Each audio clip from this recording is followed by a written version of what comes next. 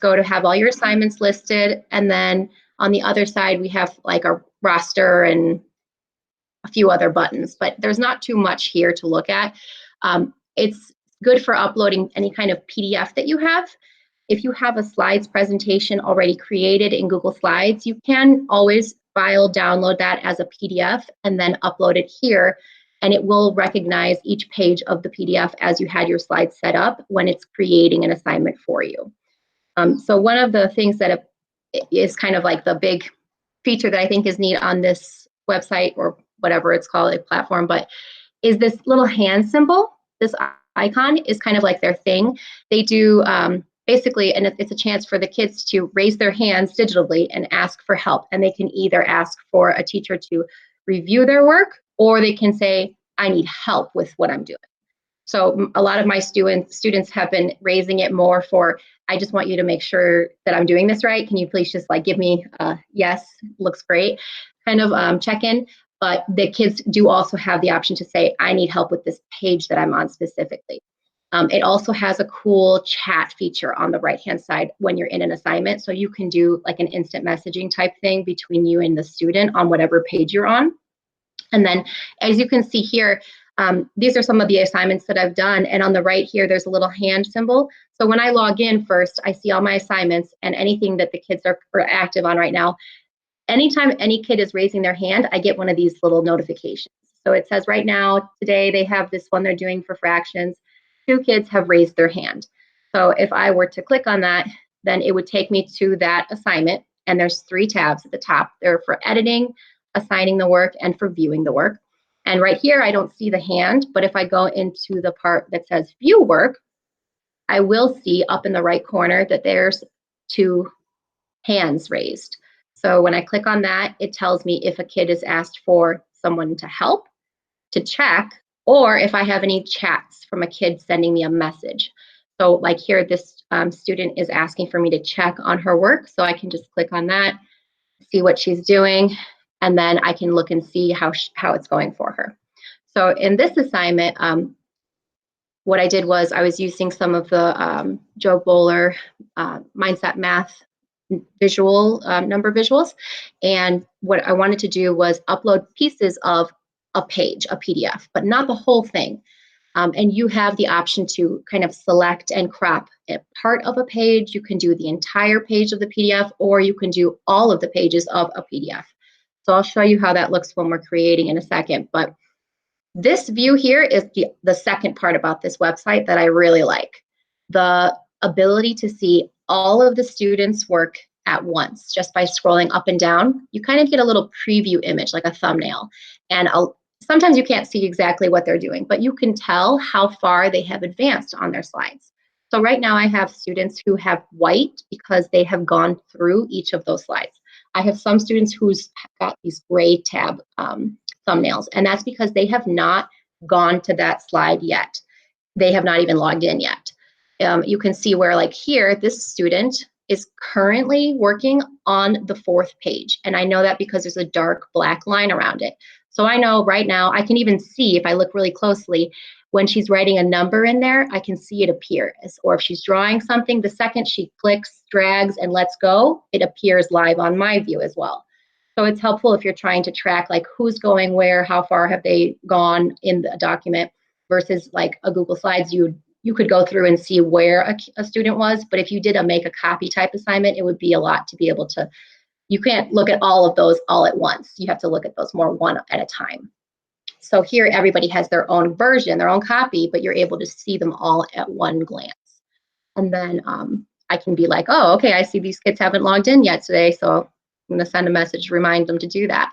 Then there's these filters you can also have. So the other day I was doing this with my students during a Google Meet, and I had half the class with me. So I wanted to just see the kids who were active online at that time. So you hit this filter thing and you can do a bunch of things. You can shrink them down a little bit if these are taking up too much space. You can hide any, why that's not moving. You can hide any unstarted thumbnails, any kids who have not gone into them yet. That's what I usually do. I like to know right away if it's dark or not, if they've started it. If I unclick that, then I'm just going to see all the pages blank, but I won't know who's accessed what. You can hide any students who are not online currently. So that's what I did the other day. So right now I have 2 kids who are currently working on this assignment. And then you can also choose to hide students who haven't started it. So if I just want to review anybody's work who has been able to access this yet today, then I'll be able to see that from this filter. And then you'll also see that there's an option here. It says allow peer helpers. And what that means is, and I've only seen the kids do this maybe once or twice so far, but I know that I saw a little video that they have the ability to do this if you allow them.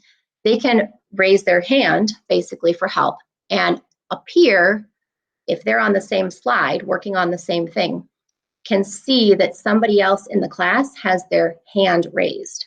And when they click on that, it's going to redirect them to their peers page.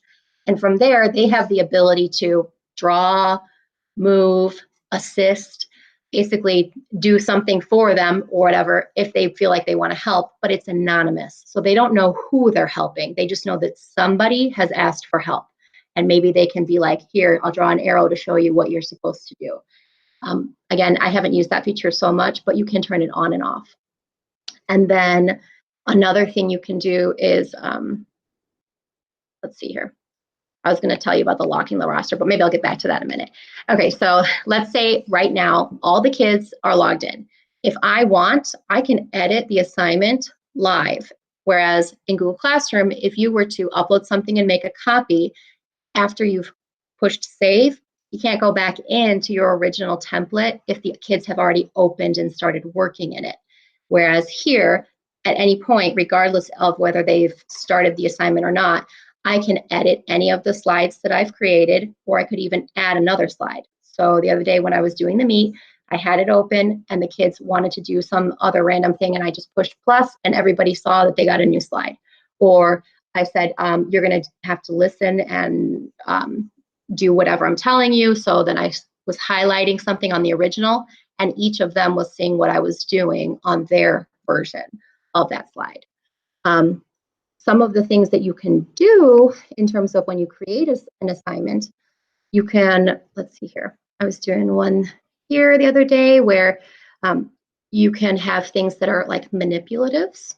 You can have the students able to move around pieces that are in here for like a sort. You can, or letters if you're trying to have them build words. You can also do a fill in the blank, which auto tells them if they have the correct answer, because basically you're putting in there any possible answers that they might have. I usually have been doing it with like numbers so that there's just a correct or incorrect answer. But let's see here. Did I do one on this one? Oh no, that was a coloring one. There was one I was just doing the other day. Let me see here. Maybe it was this one. Oh, here it is. So they had to, I inserted my text box, my drawing, coloring, pen, whatever. It's a mess. But I have an example here. I tried to outline this with a green to show them that's where they're going to write.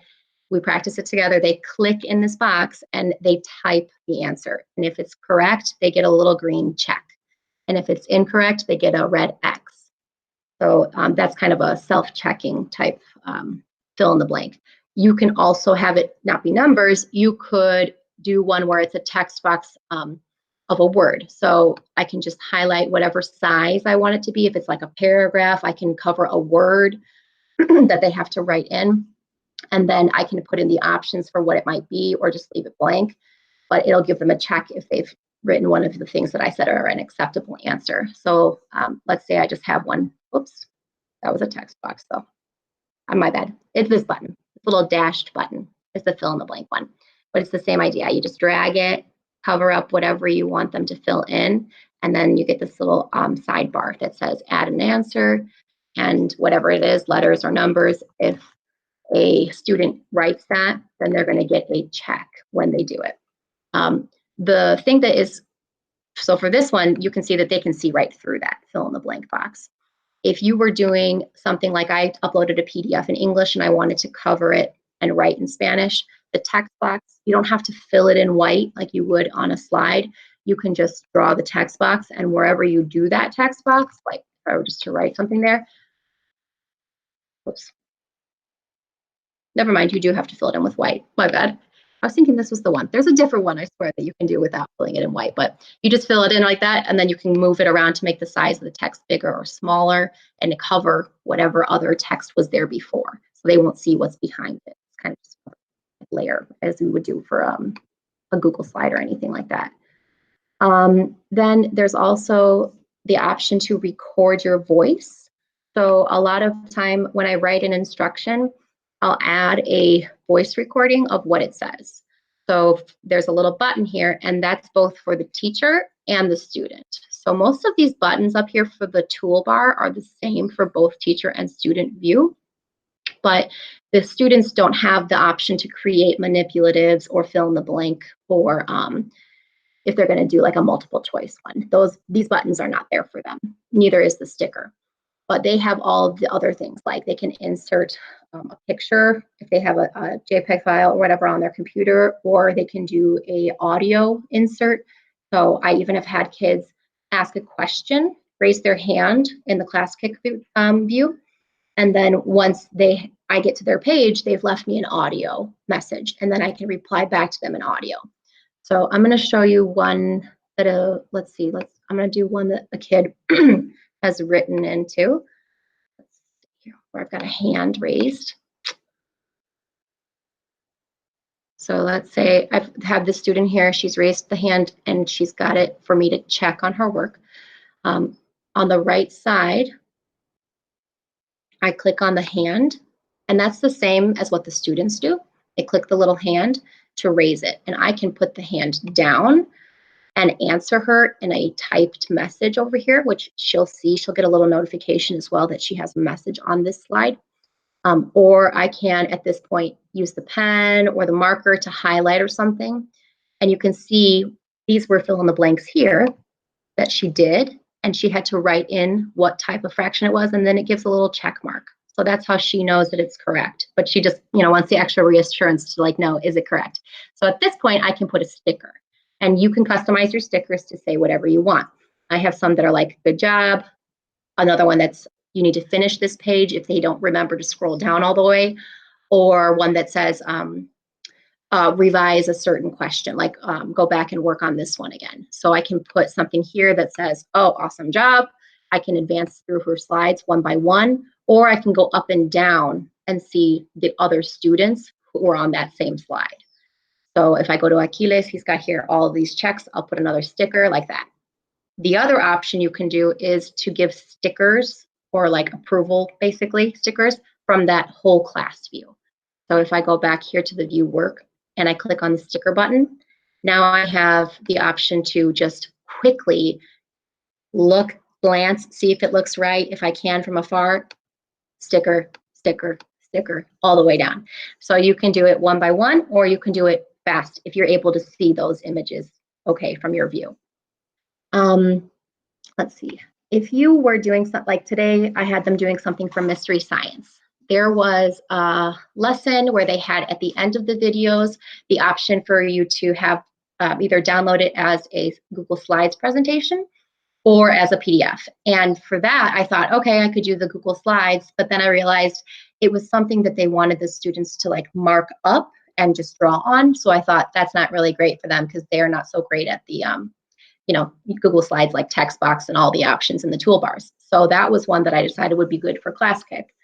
And then when you go in there, all I did was push download the PDF and then make an assignment and upload that PDF here. And it auto-generated all the, the 4 pages. It knew what each page was. And in here, then I just made a little audio recording and told them in text, write your answer with the pen or the text box. I read it to them, and then they just grab the pen and they can mark the answers. So it's just like a kind of like a worksheet, like writing type thing versus something more interactive on this one. But that's why you might choose to use Classkick versus make it Google Slides for a certain assignment. You can also insert links. So here I put in the video link to that mystery science. And if they click on it, it just pops up within this window here, plays the video. And then again, this is just my audio instruction. And then if you were going to do like something for like a Scholastic article, like if you have a Scholastic magazine that you want them to work on, that, you know, the last page of Scholastic has like the questions and stuff, you can put that in here. You can put the whole article if you download it as a PDF. And then they can answer those questions. I had a couple kids choose to do that the other day for like a fun activity.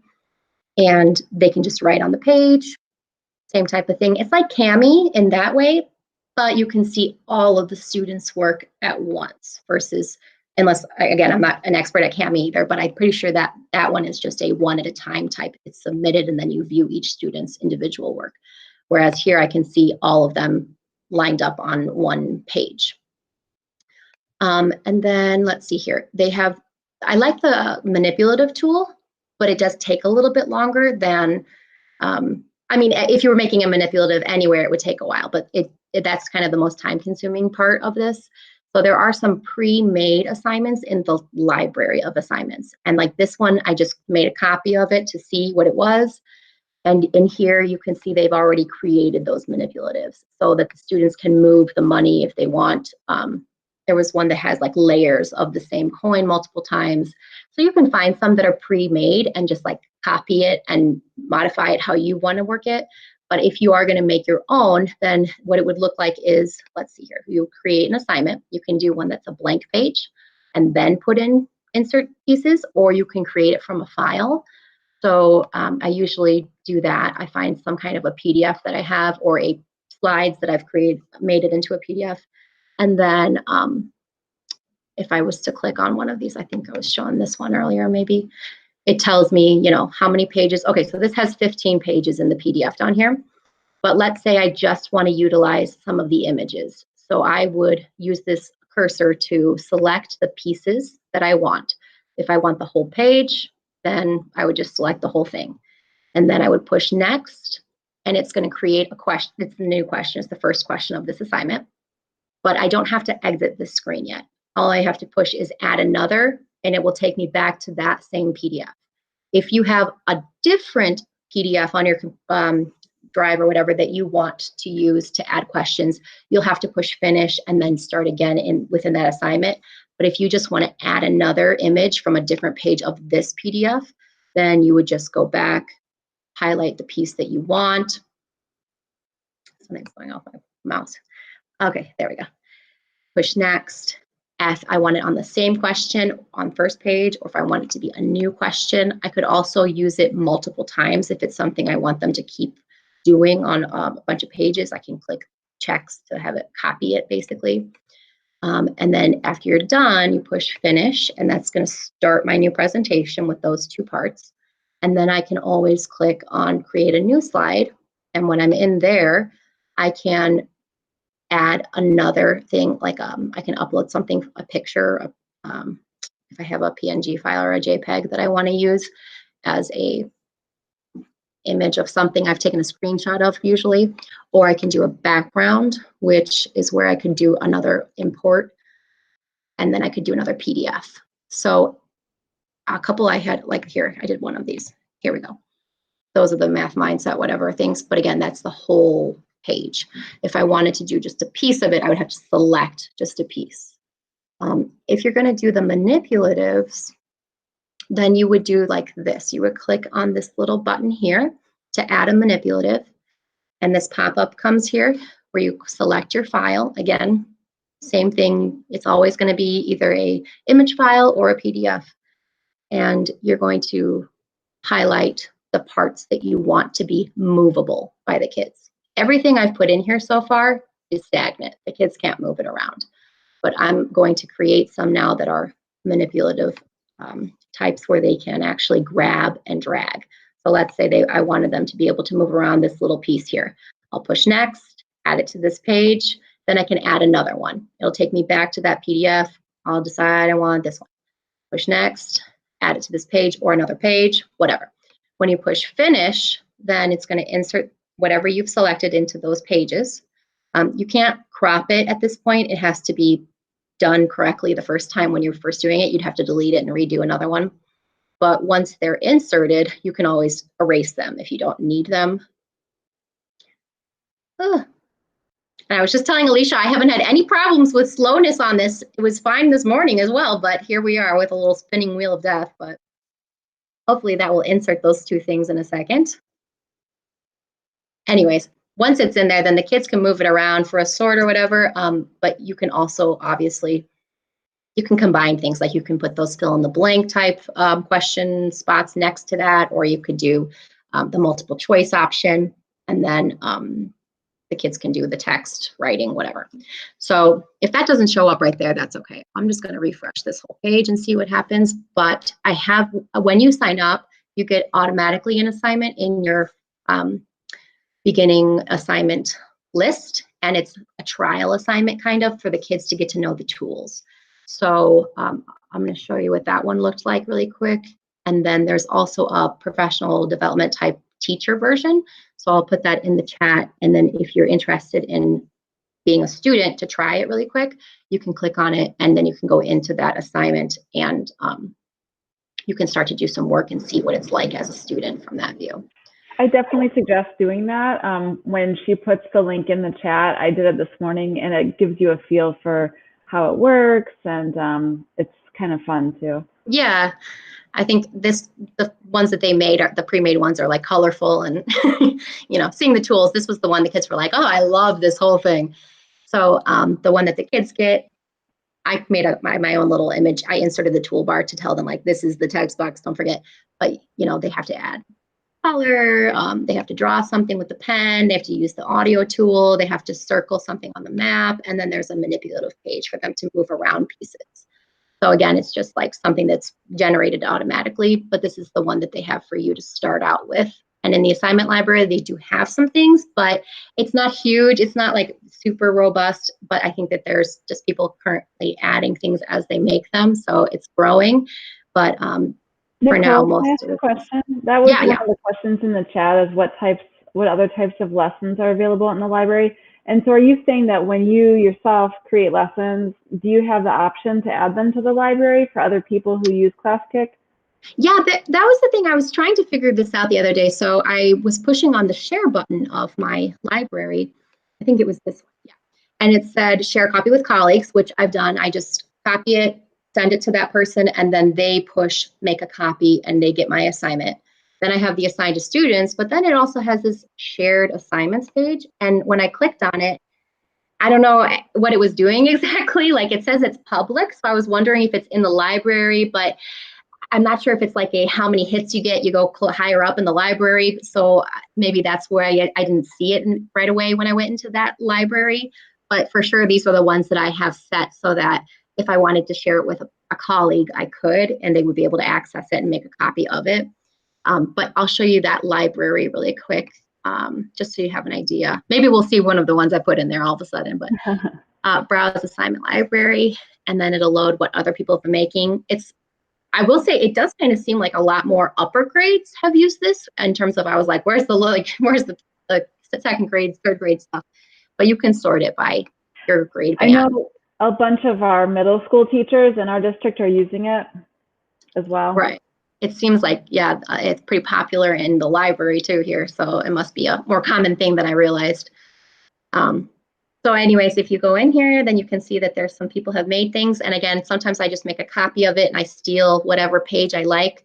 But if you have that basic account, you'll only be able to do 20. And then you'll have to start picking and choosing really which ones you want to keep and use with your students until you get the pro account. But that's where I got this coin one. So there's a few in here for sure, but it's not like a huge library necessarily. I'm going to send that link in if anybody wants to check it out from the PD version for the grown-ups to try versus the kid version. And there's also an option, obviously, to since I have I think this is because I have the Portfolio Pro version, you can put this in Classroom. Just there's a link right there, obviously, for each of those. Okay, chat box. Dana was asking, is this basically a slide, Seesaw, Pear Deck, and Cami all together? Yeah, it's funny. I was trying to, again, I was like, I need like a chart to tell me like what each thing can do and can't do, because then I went on like Nearpod the other day and they were like, oh, update, now you can view all the students' work at once. And I was like, what? That's what Classkick was doing that was unique. So it's so fast, things are quick, change so quickly. But I think the manipulative type thing reminds me of Seesaw. Obviously, the pair deck thing that can be done on your own, paced or together, which this is the same. You can kind of watch them as they're doing it, or they can do it at their own rate. And then the PDF stuff of marking it up is for sure like the Cami, but then you get the view of all of them at once on this one. So it kind of depends, like whatever your task is. If you're trying to do like a math journal page, you might want to do it in here, or maybe you want to do a Google Slides for a different type of thing. Again, it's like, okay, just trying them and then seeing which one actually is useful for which task for now. But yeah, there's so many of these things out there to learn about. Okay, so then I'll go into the view work part on my tab here. And then it'll show, like, for example, Rocio is on the first page active right now because she's got a black outline. And then I can tell she's only gone to page 1, but then Lauren had gone forward all the way to the, midway through. And then Alicia did it this morning. So hers is still in here up to the point where she stopped looking at the slides. And if you want to practice raising your hand or something, you can, and I'll, go in there and send you a chat so you can see what it's like when you get a notification or whatever. But I guess I could check and see, is there more questions? Oh, no, that was it.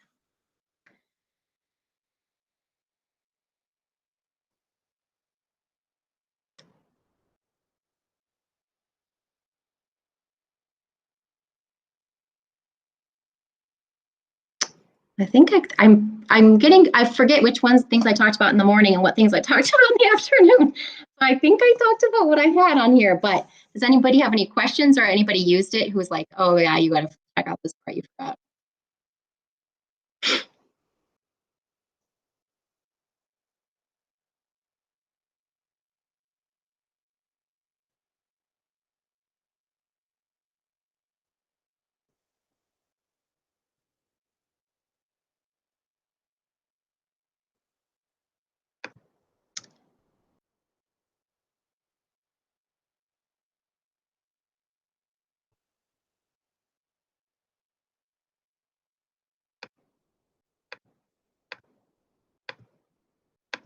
I'll throw a sticker on your pages real quick for you so you can see what that looks like on your second slide.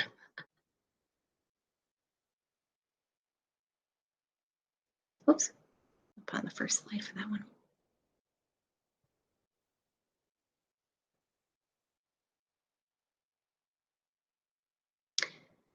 And then when you're actually looking in the students, like it'll tell you with the black outline on which kid is active. But if you're in like a student's presentation, there was one day I was like chasing a kid and it kept saying like, she's currently here, and then it disappeared. And I was like trying to run and catch up with her to tell her something. But you can see from the little bar on the top left corner, like if the kid's on that page currently or not. Oh, Mrs. Cook is helping Alicia on page 1. Look at that. I've never seen that view. This is great. Thank you. It's probably, for you though, it's anonymous, right? It doesn't say who you're helping. And I see Mrs. Cook is helping me. Okay. Oh. I remember it saying something like you don't know who you're helping, but maybe you know who's helping you. Yep, I see that she's helping me. Okay. Kelly, can you see that you're helping me, or does it just show anonymous student?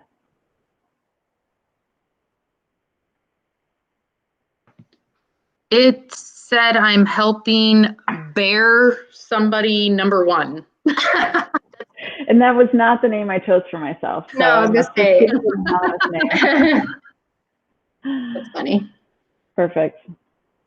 Okay. Oh, I've still got my sticker.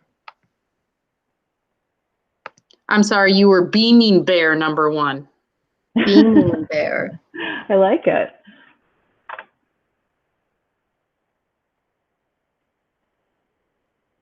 I'm going to drop in the CPDUs one more time just in case anybody wants it that didn't get it.